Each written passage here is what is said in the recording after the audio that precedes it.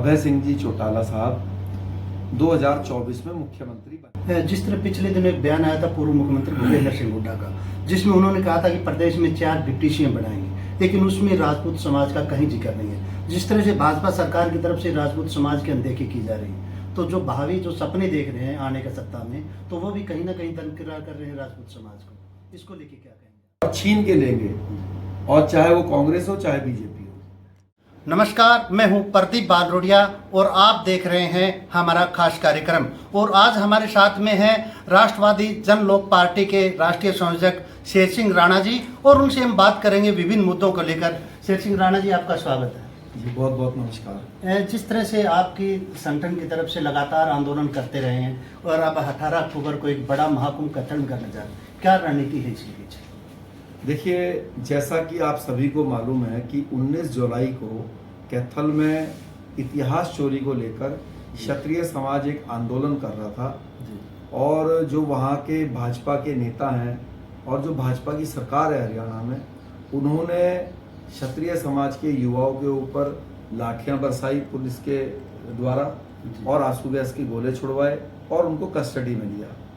हमारी सिर्फ मांग ये थी कि जो भाजपा लगातार क्षत्रियों का इतिहास चोरी करवा रही है, उस पर जो है लगाम लगाई जाए, उसको ख़त्म किया जाए। और जो मिहिर भोज जी हैं, वो क्षत्रिय सम्राट थे, तो उनके नाम के आगे जाति सूचक शब्द जो अन्य समाज के हमारे भाई हैं वो ना लगाएं। जी।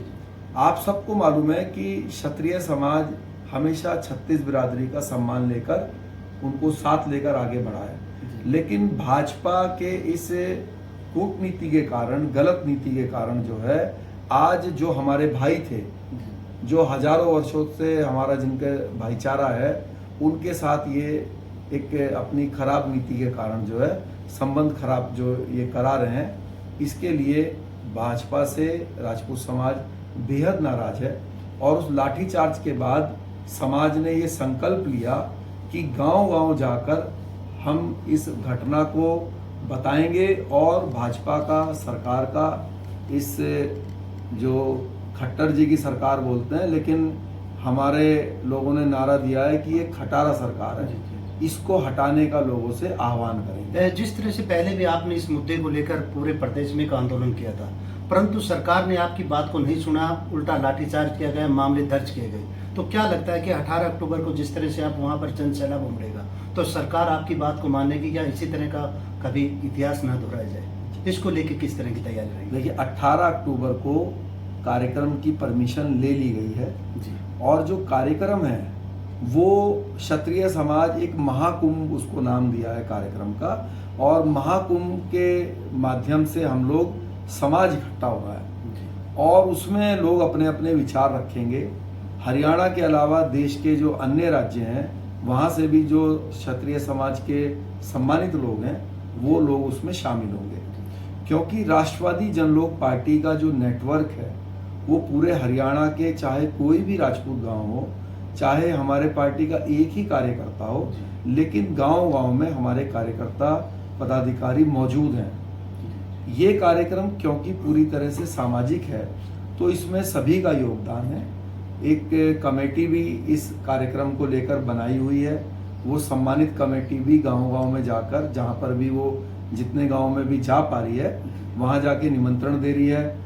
जो क्षत्रिय महासभा के या क्षत्रिय समाज के जो अनेक सामाजिक संगठन हैं, जिसमें करणी सेना भी है, जिसमें क्षत्रिय महासभा भी है, और भी अनेक संगठन है, वो लोग भी निमंत्रण दे रहे हैं। और राष्ट्रवादी जनलोक पार्टी के जो कार्यकर्ता पदाधिकारी हैं, वो तो शुरू के दिन से ही इस आंदोलन को सफल बनाने के लिए लगे हुए हैं। जिस तरह से प्रदेश के अंदर आपकी पार्टी का इनेलो से गठबंधन है, तो क्या लोकसभा चुनाव के अंदर कितनी सीटों पर आप मैदान में आ रहे हैं? देखिए, ये डिपेंड करेगा।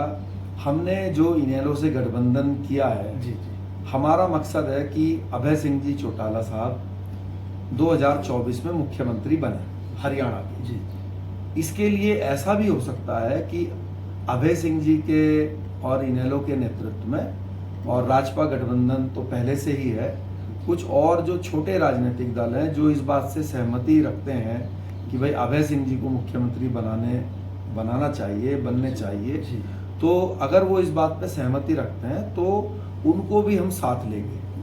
तो जब वो ऐसे लोग जब साथ आएंगे तो नेचुरल बात है कि इनेलो के द्वारा उनको भी कुछ देना पड़ सकता है जी। जो इस बात पे सहमति प्रकट करेंगे। क्योंकि देखिए अभय सिंह जी ने भी किसानों के लिए और हरियाणा के लिए बहुत जो है निस्वार्थ होके जो है एक दिखाया है कि भाई मैं हरियाणा के लिए क्या कुछ कर सकता हूँ। उन्होंने इस बात को लेकर इस्तीफा भी दिया था किसानों के मुद्दे को लेकर। तो लोगों की इच्छा है और हमारी पार्टी ने तो खुलेआम बोला हुआ है कि भाई हम गठबंधन में चुनाव लड़ेंगे। अब सीटों का जो गिनती है, जो तालमेल है, वो जब समय आएगा तो उस पर हम बैठ के उनसे चर्चा करेंगे।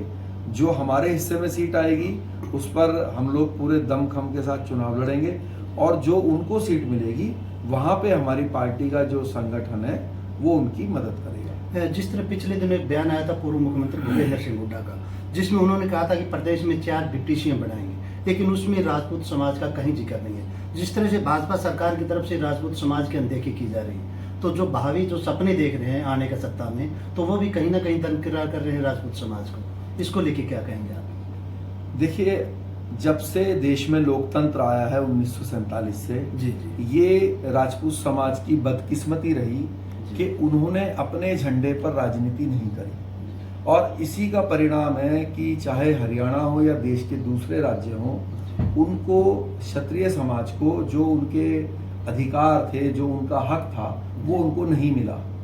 और यही कारण है कि जो दूसरे राजनीतिक दल हैं, चाहे भाजपा हो चाहे कांग्रेस हो, ये दलों ने सिर्फ समाज के वोट लिए, उनको नींबू की तरह निचोड़ा और फिर फेंक दिया, यूज एंड थ्रो किया।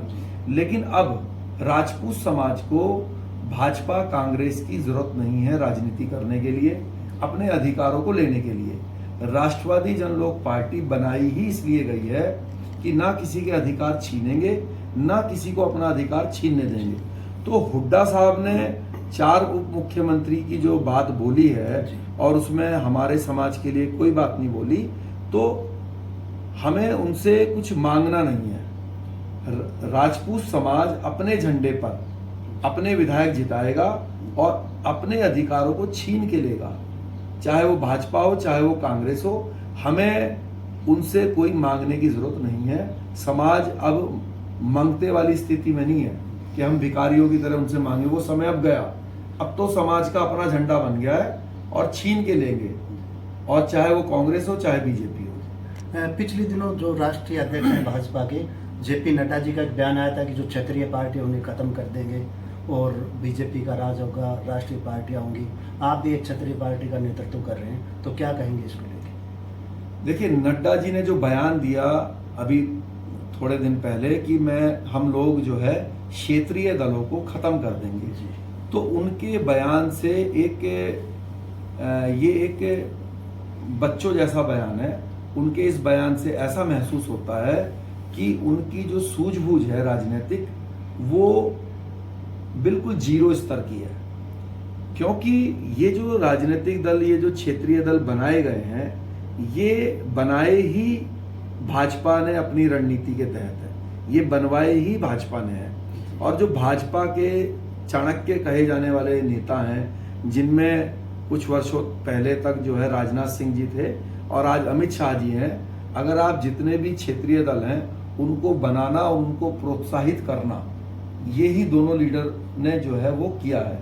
और किया किस लिए है कि जो कांग्रेस का वोट बैंक था, बीजेपी जब कांग्रेस का जो दलित पिछड़ा मुस्लिम वोट बैंक है उसको अपनी तरफ आकर्षित नहीं कर पाया, तो बीजेपी ने फंडिंग करके कांग्रेस के अंदर से दलित समाज की अलग पार्टी बनवा दी, पिछड़े समाज की अलग बनवा दी, और मुस्लिम भी वहां से चला गया उन दलित और पिछड़े समाज की पार्टी में।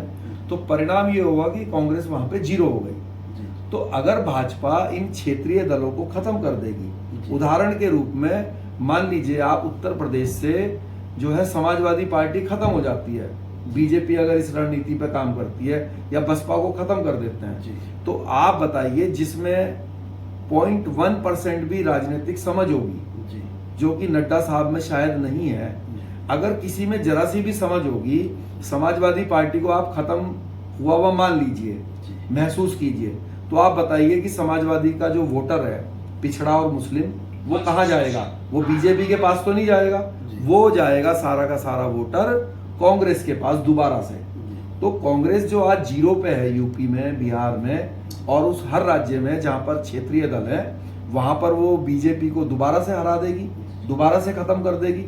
तो ये तो अपने पांव पर कुल्हाड़ी मारने वाला बयान है। और अगर ये इसमें जरा सी भी सीरियसनेस है इस बयान में, तो मैं जेपी नड्डा जी को चैलेंज करता हूं कि वो क्षेत्रीय दलों को जो खत्म करने की बात कर रहे हैं, उनके साथ आज एनडीए में 38 पार्टियां जो कि जाति के आधार पर बनी हुई हैं, उन 38 पार्टियों को वो सुझाव दें और सबसे पहले शुरुआत अपने घर से करें। वो दुष्यंत चौटाला जी से कहें कि भाई क्षेत्रीय दल की जरूरत नहीं है, आप जेजेपी को मर्ज कीजिए बीजेपी में। आप जो है निषाद पार्टी को, जो अपना दल है, इन लोगों को सुझाव क्यों नहीं देते नड्डा साहब? जो उनके साथ हैं उनको ये सुझाव देना चाहिए पहले कि भाई आप बीजेपी में मर्ज करो।